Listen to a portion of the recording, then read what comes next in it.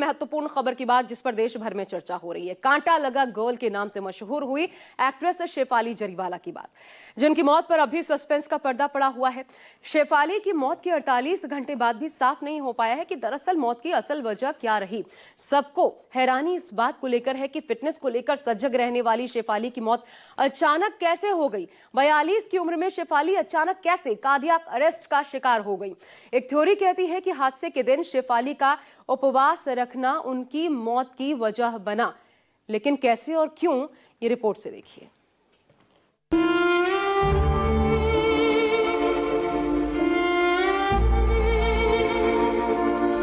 Anti ageing therapy वो therapy है जो हमारी उम्र बढ़ने के तमाम लक्षणों को या तो रोक देती है या उन्हें रिवर्स करने लगती है।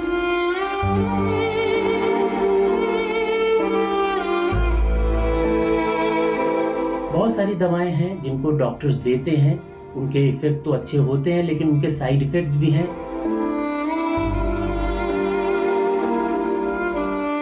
एक बार अगर आप कुछ दवाओं के नाम जान गए कि इससे एंटी एजिंग थेरेपी होती है तो सेल्फ मेडिकेशन ना करें।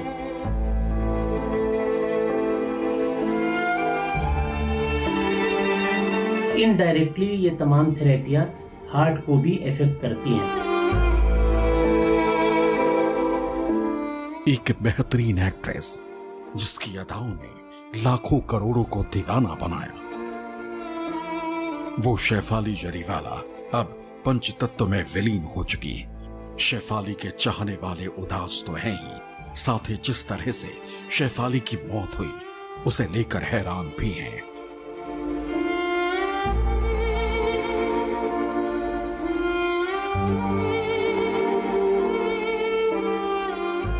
हैरानी की बात यह कि शेफाली की मौत के 48 घंटे बाद भी मौत की वजह साफ नहीं है। सवाल उठ रहे हैं कि आखिरकार अपने आप को हमेशा फिट रखने वाली मॉडल की अचानक मौत कैसे हुई। पुलिस जांच में जुटी है, शेफाली की पोस्टमार्टम रिपोर्ट का इंतजार है। इस बीच एक हैरान करने वाली जानकारी सामने आई है। पता चला है कि शेफाली लंबे समय से एंटी एजिंग दवाइयां ले रही थी। तो क्या एंटी एजिंग दवाइयों या ट्रीटमेंट की वजह से ही उनकी जान गई? हालांकि अभी तक शेफाली के निधन पर आधिकारिक कारण सामने नहीं आए हैं, लेकिन कयास ये जरूर लगाए जा रहे हैं कि कहीं एंटी एजिंग ट्रीटमेंट की वजह से तो शेफाली की मौत नहीं हुई है।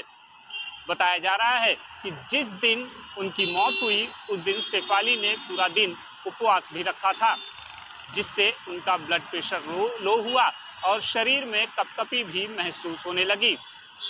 इस वजह से प्रारंभिक जांच में कार्डियक अरेस्ट की बात कही जा रही है। हालांकि मौत की असली वजह पोस्टमार्टम रिपोर्ट आने के बाद ही सामने आएगी।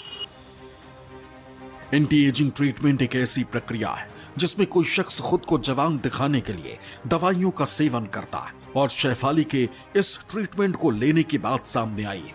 लेकिन एक्सपर्ट्स बताते हैं कि इस प्रक्रिया में थोड़ी सी लापरवाही खतरनाक हो सकती है, क्योंकि कुछ लोग एक बार प्रिस्क्रिप्शन पर दवाएं लेने के बाद खुद ही ऐसी दवाओं का इस्तेमाल मन मुताबिक करने लगते हैं। एक बार अगर आप कुछ दवाओं के नाम जान गए कि इससे एंटी एजिंग थेरेपी होती है तो सेल्फ मेडिकेशन ना करें।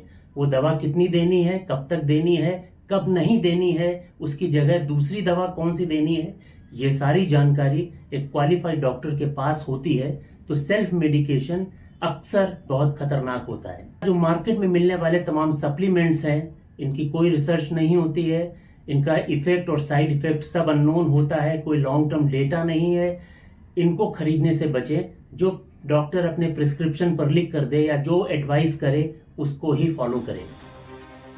एंटी एजिंग ट्रीटमेंट का मुख्य उद्देश्य उम्र बढ़ने के लक्षणों को धीमा करना या उन्हें उलटना होता है। लोग इसे अक्सर झुर्रियां, ढीली त्वचा, उम्र के धब्बे और बालों के झड़ने जैसी समस्याओं को दूर करने के लिए करवाते हैं। इन ट्रीटमेंट्स में कई तरह की प्रक्रियाएं शामिल होती हैं, जैसे बोटॉक्स और फिलर्स। इसमें इंजेक्शन चेहरे की झुर्रियों को कम करने और वॉल्यूम जोड़ने के लिए इस्तेमाल होते हैं। लेजर ट्रीटमेंट, ये त्वचा की बनावट में सुधार, दाग धब्बे हटाने में उपयोग किए जाते हैं। केमिकल पिल्स, ये त्वचा की ऊपरी परत को हटाकर नई चिकनी त्वचा को सामने लाते हैं। थ्रेड लिफ्ट्स, ये त्वचा को ऊपर उठाने और कसाव देने के लिए धागों का उपयोग करते हैं। एंटी एजिंग सप्लीमेंट्स और दवाएं, विभिन्न विटामिन, एंटीऑक्सीडेंट और दवाएं उम्र बढ़ने की प्रक्रिया धीमा करते हैं। हालांकि एक्सपर्ट बताते हैं कि anti ageing therapy heart attack को इफेक्ट करती है। ऐसा कई परिस्थितियों में होता है, क्योंकि कहा जा रहा है कि जिस दिन शेफाली की डेथ हुई उस दिन शेफाली ने व्रत रखा हुआ था। ऐसे में संभव है कि खाली पेट रहने और फिर ट्रीटमेंट लेने की वजह से दिक्कत हुई हो। बहुत सारी दवाएं हैं जिनको डॉक्टर्स देते हैं, उनके इफेक्ट तो अच्छे होते हैं, लेकिन उनके साइड इफेक्ट्स भी हैं। कुछ हल्के फुल्के होते हैं, नौशिया, वोमिटिंग, पेट की समस्याएं, लेकिन कुछ ऐसे होते हैं जो वाइटल ऑर्गन्स पर इफेक्ट डालते हैं, जैसे किडनी की बीमारियां करना, कोलेस्ट्रॉल का लेवल बढ़ा देना, बॉडी की इम्यूनिटी को कम करना, जिससे हम इन्फेक्शन के लिए प्रोन हो जाते हैं। और इनडायरेक्टली ये तमाम थेरेपियां हार्ट को भी इफेक्ट करती हैं। ये तब करती हैं जब ये लॉन्ग टर्म थेरेपीज दी जाती हैं, लंबे समय तक दी जाती हैं, और इनके साथ साथ पैरेलल दूसरे फैक्टर्स पे नजर नहीं रखी जाती। कुछ एंटी एजिंग दवाएं या हार्मोनल ट्रीटमेंट्स का गलत तरीके से इस्तेमाल गंभीर स्वास्थ्य समस्याओं का कारण बन सकता है, जिनमें हृदय संबंधी समस्याएं, रक्त के थक्के और यहां तक कि कुछ प्रकार के कैंसर का जोखिम भी शामिल है।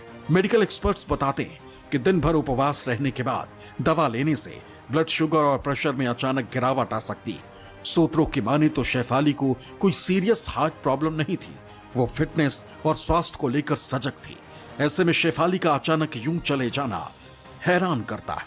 हालांकि शेफाली के पोस्टमार्टम रिपोर्ट का इंतजार है, जिससे उनकी मौत से जुड़ी और जानकारी सामने आएगी।